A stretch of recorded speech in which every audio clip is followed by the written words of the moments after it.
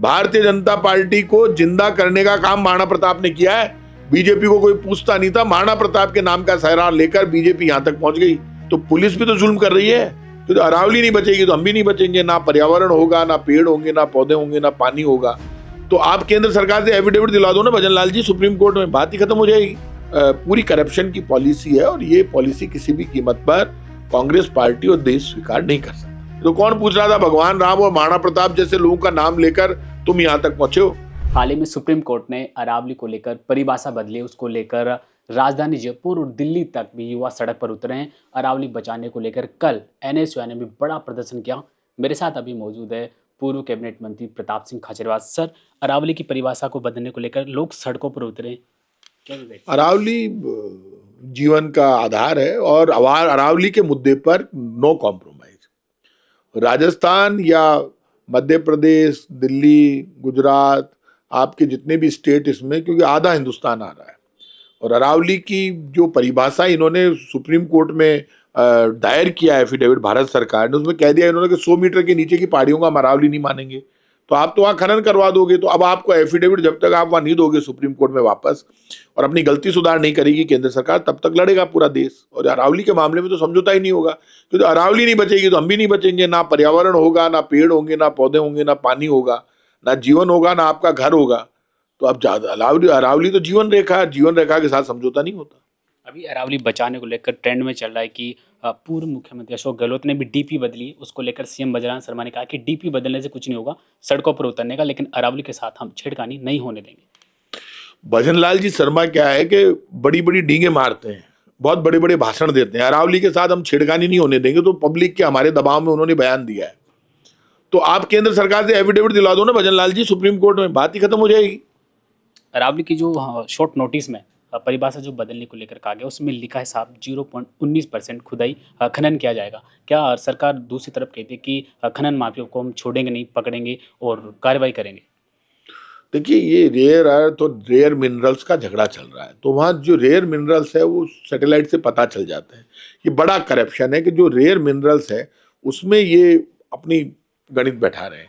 तो ये बड़ा करप्शन है। और अरावली को लेकर जो डिसीजन आया, इसमें ये जो सेंट्रल गवर्नमेंट की जो कमेटी है, इसमें बड़ा करप्शन हुआ। इस कमेटी की जांच हो जाए तो सच्चाई सामने आ जाएगी। बहुत मोटा पैसा लिया गया है।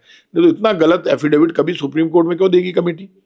ये सोची समझी पूरी करप्शन की पॉलिसी है और ये पॉलिसी किसी भी कीमत पर कांग्रेस पार्टी और देश स्वीकार नहीं कर सकता। जयपुर के चोमू इलाके में 2 दिन पहले जो पुलिस पर पथराव होने का मामला सामने आया, कहता है कि मामला ये पुराना है, लेकिन रेलिंग और पत्थर हटाने के बाद जो हिंसा भड़की वो पूरे प्रदेश में। आप मुझे ये बताइए, चोमू में वो रेलिंग पुलिस ने खड़े रह के लगवाई और उनसे कहा सही है, उसके बाद वो रेलिंग हटवाई पुलिस ने और फिर वहां झगड़ा हुआ। तो पहले तो पुलिस ने रेलिंग लगवाई क्यों और फिर हटवाई क्यों? और पुलिस और उनके बीच में पथराव हुआ है तो आपने मान लो 5 लोगों ने पत्थर फेंके हैं, 5 लोग जिम्मेदार है, तो पूरी सच्चाई सामने आनी चाहिए। तो आप 150 लोगों पे कार्रवाई थोड़ा ना करोगे। तो कार्रवाई उतनी करो ना जितनी जरूरत है। गलती कर रहे हैं 5 लोग, भाई गलती कर रहा है बेटा और उसका बेटे ने गलती कर दी, पोते ने कर दी, घर में रहता नहीं है, और मान लो वो मुसलमान है, तो बेचारे का पूरा घर तोड़ रहे हो आप। वो कह रहा भाई साहब मेरे घर पे ही नहीं रहता, तो कितने लोगों को मारोगे? ये पाप है, इंसानियत नहीं है। जिन्होंने पत्थरबाजी की उनको पुलिस ने डिटेन किया है और आगे जांच का विषय है। देखिए, जो पत्थरबाजी की उनको डिटेन किया, जांच करनी चाहिए। ये बहुत जगह राजस्थान की पुलिस की गाड़ियां महिलाओं के ऊपर चढ़ा देते हैं, कई हिंदू महिलाओं पे चढ़ा दी, चालान कर रहे हैं, पुलिस जुल्म कर रही है।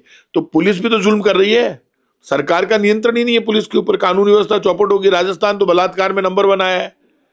तो यहाँ कोई पुलिस को ऐसा थोड़ा मुसलमान को ही तंग कर रही है, पुलिस तो हिंदुओं को भी तंग कर रही है।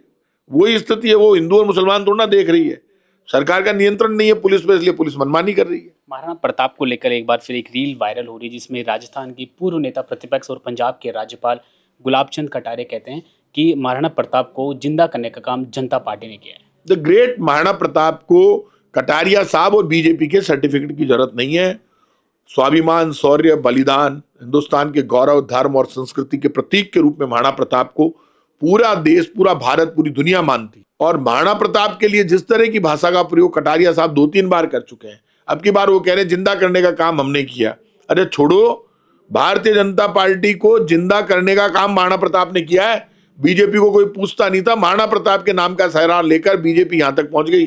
तो कौन पूछ रहा था भगवान राम और महाराणा प्रताप जैसे लोगों का नाम लेकर तुम यहाँ तक पहुंचे हो, तो कम से कम शर्म करो। यदि आज आप महाराणा प्रताप और राम के खिलाफ बोलोगे तो ये मान लेना तुम्हारी नैया डूब जाएगी बीजेपी के लोगों। इस बयान के बाद करणी सेना ने गुलाब चंद कटारिया को सीधी धमकी दी है कि आपका इलाज करेंगे। देखिए, ये मैं कितना कहता हूं कि कटारिया साहब को अपने शब्द वापस लेने चाहिए और इस तरह की भाषा नहीं बोलनी चाहिए बीजेपी वालों को, जो देश का और हमारे गौरव महाराणा प्रताप का अपमान करती है। ये शब्द वापस लेने चाहिए और ये आगे बढ़कर उनको माफी मांगनी चाहिए। नगर निकाय चुनाव को लेकर एक बड़ा फैसला है जिसमें कहा कि पहली बार शैक्षिक योग्यता में बदलाव किया जा रहा है, यानी कि 10वीं और 12वीं जो क्लास पूरी करेगा उसको ही आगे योग्यता मिलेगी। कोरोना चुनाव तो बंद कर दिए बीजेपी तो चुनाव ही नहीं करा रही। पंचायत और निगम के अयोग्यता और योग्यता तो बाद में बात करेंगे, पहले चुनाव तो घोषित करो।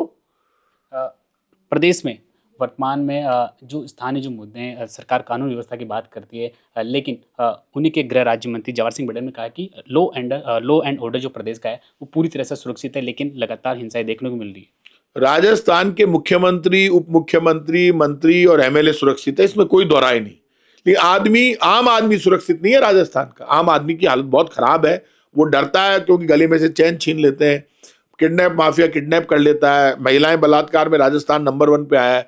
तो राजस्थान की कानून व्यवस्था चौपट है, लेकिन हाँ, राजस्थान के बीजेपी के एमएलए, मंत्री और मुख्यमंत्री सुरक्षित है, मजे में रोज पार्टियां कर रहे हैं। तो ये थे मेरे साथ पूर्व मंत्री प्रताप सिंह खाचरवास, जिन्होंने प्रदेश के स्थानीय मुद्दे और अरावली को लेकर अपनी बात बेबाक अंदाज में रखी। कैमरामैन लक्ष्मी नारायण के साथ मैं राकेश लवानिया, भारत रफ्तार।